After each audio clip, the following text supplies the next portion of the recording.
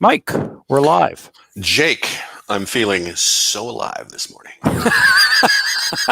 Well, that's better than the opposite. That is better than the alternative. I agree. Yeah, I mean, and it's funny, I'm in the office now, and I've been part of this chat this morning about what the future of in-person, even office is. We're talking about events, Yeah. but office because of the Delta variant. I have, I now have four people I know vaccinated who all have COVID. Yep. And I know some people who actually have gotten it twice. Gotten it twice and are vaccinated, or gotten it twice? Gotten it twice. Then I know, unvaccinated gotten it twice. Yeah, I mean, yeah.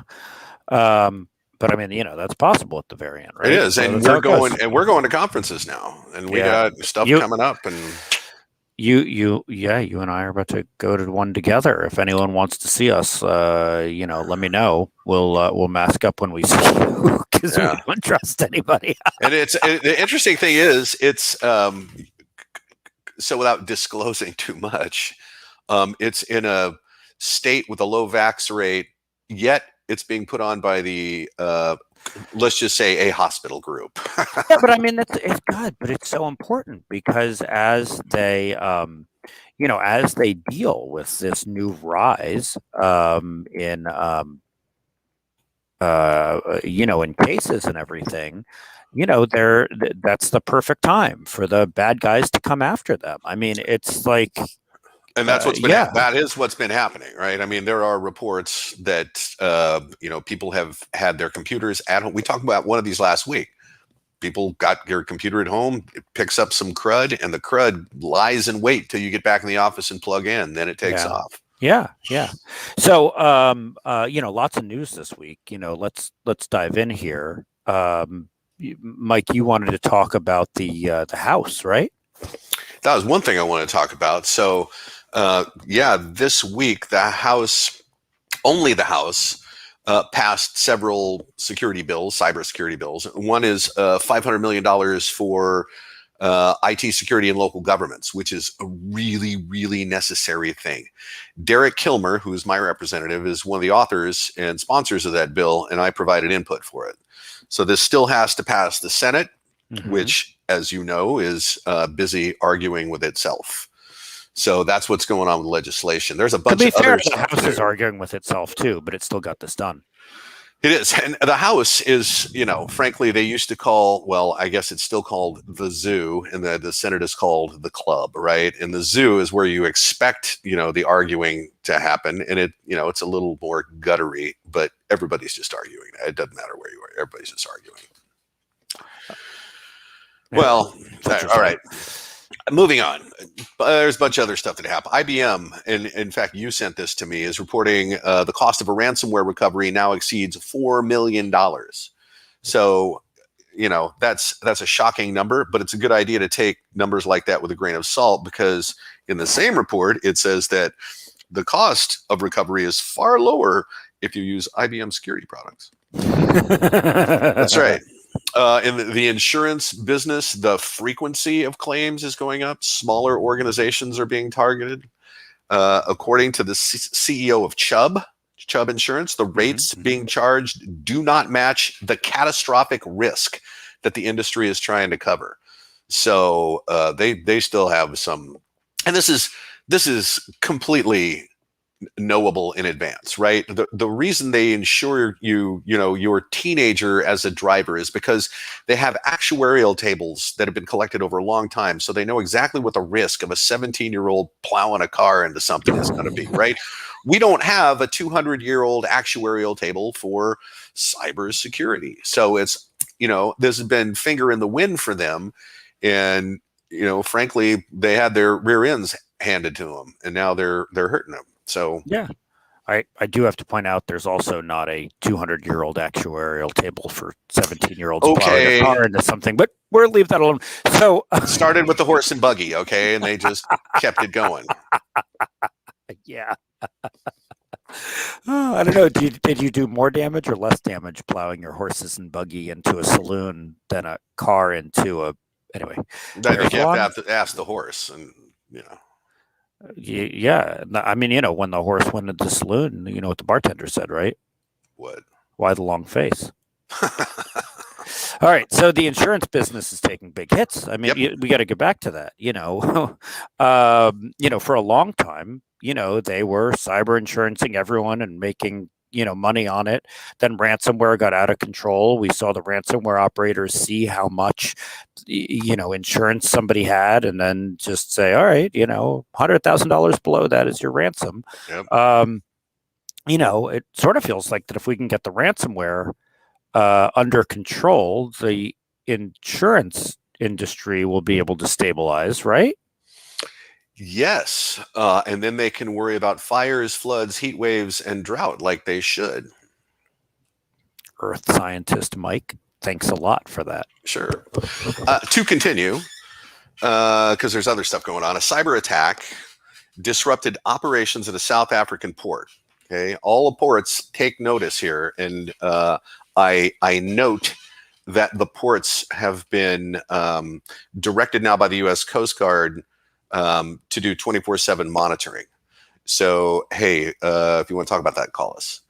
But the thing about the South African port is the attack is so bad, the disruption is so bad, they have declared force majeure, right? Meaning they're released from filling contractual obligations. Well, their contractual obligations are to move containers full of goods in and out of the country. The economic hit on that is astonishing.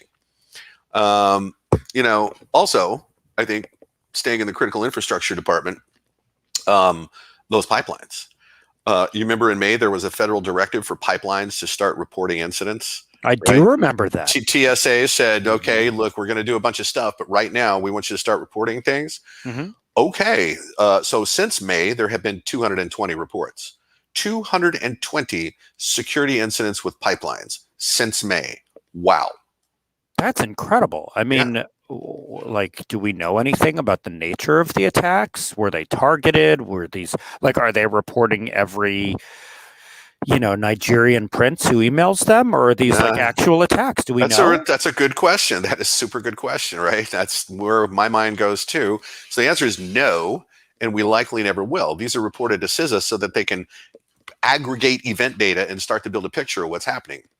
Where threats are being focused. Mm-hmm. They don't tell us that. So, I think if they know who you are, shouldn't they tell you? Sorry, go ahead.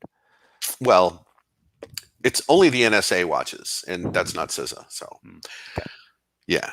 Last thing in the big news summary, the offices of NSO have been raided.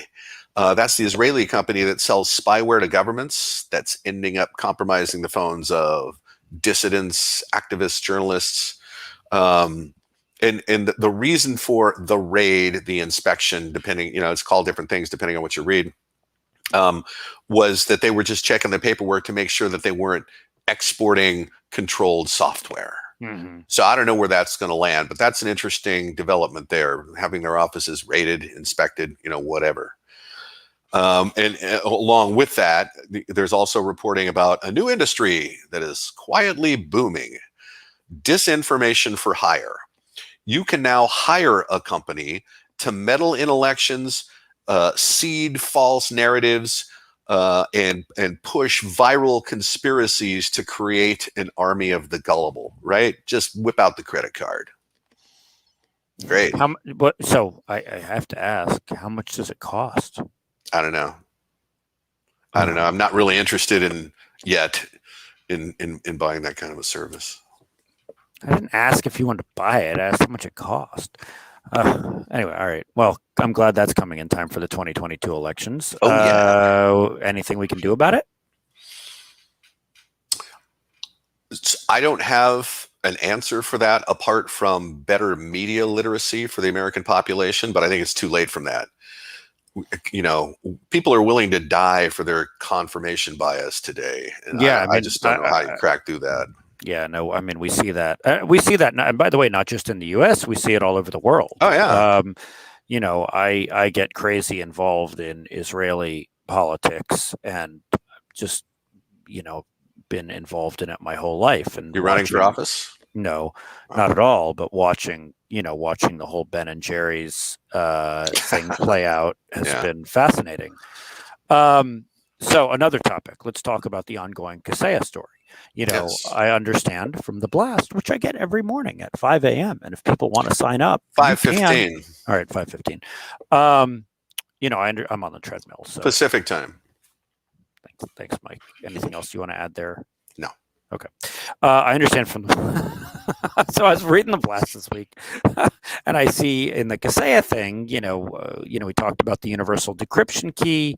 They're providing it to MSP customers under NDA, but the actual victims, the MSP customers, aren't getting it. What's going on? Well, some of them must be getting it, okay, but there's not much I can add to that. That's pretty good encapsulation. Except that we're trying to recover some encrypted data for one of the victims. And we would sure like that key. What is not known is whether or not it will work for other REvil victims that were not part of the Kaseya attack. We would love to know that. One outstanding question is where the key came from. Did we talk about this last week? I don't remember. We don't. You said we didn't know where the key came from. That was a big mystery, but you had some guesses. Yeah, and just to recap the three guesses or the three possibilities, there's actually a number 4, but I've dismissed that in my mind. Number 1, the gang released the key to dial down the heat on them because everybody's looking for him now. Number 2, Putin called him up and told him to do it to de-escalate the tension with the U.S., which is probable. Or the U.S. government derived the key either through brute forcing or by exploiting some kind of flawed logic used by the people that coded the stuff up. So my money is actually in door number 3, and that's why the NDA. We can't make our methods public if we did something like that. So Kaseya has denied paying the gang for the key, which is option number 4. So I reject that one based on their statement, which, they could be. Why do you believe them? I don't know. They could be lying about it. I don't see that they have a reason to do that. I think it was actually provided by the government, and so there's an NDA. If they bought it and don't want anybody to know that, they could NDA it. But the way that they have communicated throughout this thing, I don't see subterfuge and hidden stuff. No, they have been really transparent. Yeah, they've been really great for sure. Yeah, for sure.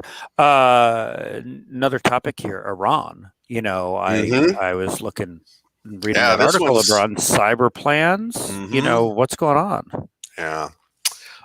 So there are 5 different reports that were allegedly compiled by the Islamic Revolutionary Guard Corps, or what they call the IRGC. The information disclosed includes how cyber attacks can be used against civilian infrastructure, and it specifically brings up things like cargo ships and energy supply. Wow. Just to cap that, on the other hand, 91% of government cyber so here's Iran going, hey, we have plans to attack civilian infrastructure. And here's 91% of government cyber leaders, who I will remind you are cyber leaders because they have the word cyber somewhere in their job titles. They say that we need to shift the cyber mindset. I'm going to use a lot of finger quotes here. From assume breach, which is kind of the way we do it today, right? We're always thinking there's bad guys in the network, to breach prevention. Okay, I don't know where to start with that. First of all, go ahead and think that you can deploy enough controls and enough people to counter the resources of a government, especially one that colludes with its criminals. Set aside Iran and their stated intent to go after our infrastructure. Other governments actively cooperate with their criminals. That's a lot of resources that can be brought to bear. Really? You're going to make sure your AI running is going to handle all that? Good luck. You won't. Not without the aggressive public policy that acts as a deterrent. So, and then second, if you don't focus on identification, confirmation, containment, mitigation, and recovery, then you won't recover. So now in this same article, this is right alongside a statement that says 83% of those government cyber leaders believe that there will be a cyber 911 in the next 10 years. So I'll just let you see the irony there. I don't think I need to point it out. Yeah. Hey, I have to tell you, speaking when you were saying that, it occurred to me. One of the things that drives me crazy in cybersecurity is companies that make promises that they just can't keep. Hmm. I was introduced to another cybersecurity company this week as a possible partner, and the lead sentence on their website is, "With us, you never have to worry about a 0-day attack again." What? Like, how can that be?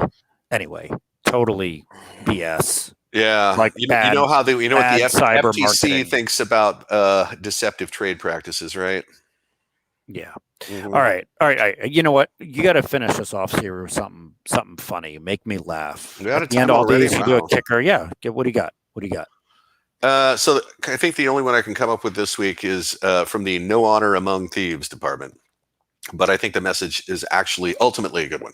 So the dark market perps are fighting with each other. So specifically, the Babook ransomware gang has been ransomed. Specifically, one of their forums was hit, right? So all that stuff is running on computers. You can, lock up the computers. So the perp asked for $5,000, which is not much. Babook refused to pay. So they have been wiping this forum over and over, and the perps keep coming back and bombing their forum with porn imagery. They're just filling up their discussion boards with all this. So it's ransomware gang drama. And so why do I think this is a good message? Because once they start going after one another, they have more to worry about. Right now, insiders and competitors that know their infrastructure and exploit their vulnerabilities are now one of their problems. And coming that makes soon, me feel good. Good. And coming soon on ETV is the reality show of ransomware wars. Because now that involves porn, and I mean, ratings, man. MTV's jumping on it. This ratings. Is the next reality show thing, right? Yeah. No. Well, all right. It's probably more entertaining than Dating While Naked, whatever those other shows are. Oh my God. I'm so glad I don't watch TV. I do watch TV and I'm proud of it. Although I've only seen that show once, and I think it was on a plane, which was a strange place to see it. Okay. With that, everybody, so what do we got coming up? We have awareness training coming up on that's Friday. Right. That's right. Security awareness training is on Friday, which is tomorrow. And if you have not gone to that, please go. If you have folks who need some security awareness training, shoot me an email and I'll get you an invite link. It's just jake@criticalinsight.com. The other thing is, I heard some pretty good jokes this last week. Most of them I can't tell on LinkedIn Live, but if you're any good jokes, email them to me because I'm looking for some good ones too. And you didn't get them from Melanson, did you? No, they're good jokes. Okay. All right, everybody. Have a good one. Bye. Yep. Bye.